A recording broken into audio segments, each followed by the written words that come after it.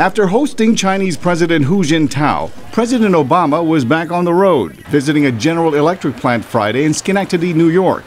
The plant recently signed a $750 million contract to build giant steam turbines for an Indian power plant.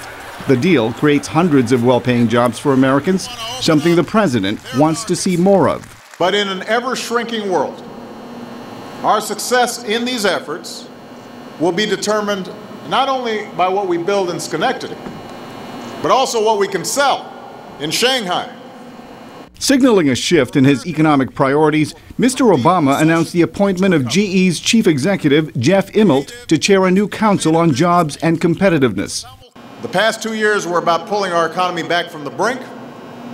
The next 2 years, our job now is putting our economy into overdrive.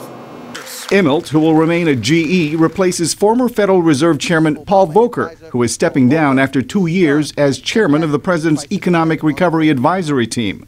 Immelt says U.S. companies must rely less on American consumers and more on consumers in emerging markets. Well, the American consumer will always be important, but for the next 25 years, it's probably not going to be the engine of global growth. It's going to be the billion people joining the middle class in Asia. In his recent visit to Washington, Chinese President Hu announced $45 billion worth of contracts to U.S. companies.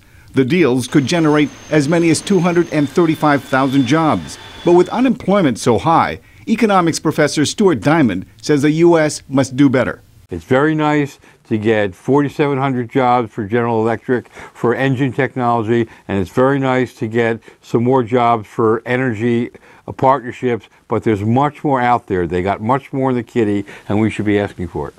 Immelt's appointment comes as the president turns increasingly towards the private sector for advice on how to get companies to start hiring again. Mil Arcega, VOA News.